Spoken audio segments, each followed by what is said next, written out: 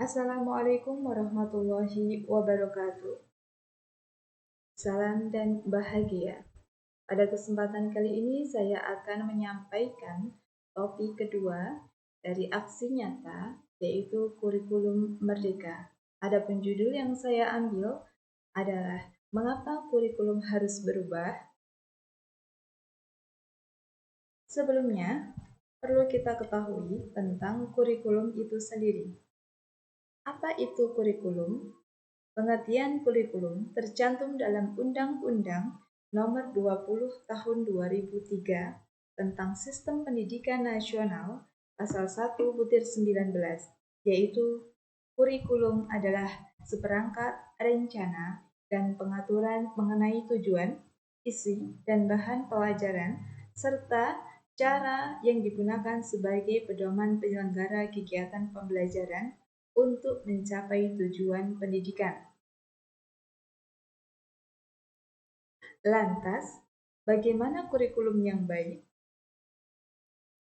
Kurikulum yang baik adalah kurikulum yang sesuai dengan zamannya dan bersifat dinamis, yaitu terus dikembangkan dan diadaptasi sesuai konteks dan karakteristik murid demi membangun kompetensi sesuai kebutuhan mereka kini dan masa depan. Apa saja fungsi kurikulum? Fungsi kurikulum yang pertama yaitu alat untuk mencapai tujuan pendidikan nasional. Yang kedua, pedoman guru dan siswa agar terlaksana proses belajar mengajar dengan baik dalam rangka mencapai tujuan pendidikan. Mengapa kurikulum perlu diubah? Alasannya yang pertama yaitu agar relevan dengan perkembangan zaman. Yang kedua, agar dapat memenuhi kebutuhan belajar murid. Dan yang terakhir, agar dapat menyiapkan generasi cemerlang di masa depan. Saat ini pengetahuan dan teknologi berkembang dengan sangat pesat. Pembelajaran akan sangat terasa membosankan bagi murid jika dilaksanakan secara konvensional. Maka dari itu, perubahan kurikulum diperlukan sesuai dengan perkembangan zaman. Dengan adanya kurikulum merdeka, pembelajaran akan lebih berpihak pada murid. Mengapa kita perlu melakukan adaptasi terhadap kurikulum? Kurikulum memang dirancang oleh pemerintah pusat, namun murid memiliki kebutuhan yang berbeda-beda sesuai dengan lingkungannya. Maka dari itu, satuan pendidikan perlu melakukan adaptasi kurikulum dalam pelaksanaan pembelajaran sesuai dengan konteks dan karakteristik peserta didik.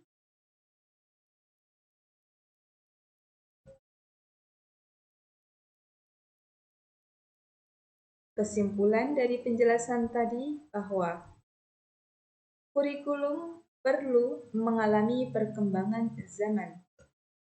Kurikulum bersifat dinamis dan terus diadaptasi sesuai konteks dan kebutuhan murid untuk membangun kompetensi sesuai masa kini dan masa yang akan datang. Kondisi lingkungan peserta didik harus dipertimbangkan dalam menyusun kurikulum satuan pendidikan. Pendidikan memberi tuntunan atau menuntun terhadap segala kekuatan kodrat yang dimiliki anak, agar ia mampu mencapai keselamatan dan kebahagiaan yang tingginya baik sebagai seorang manusia maupun anggota masyarakat.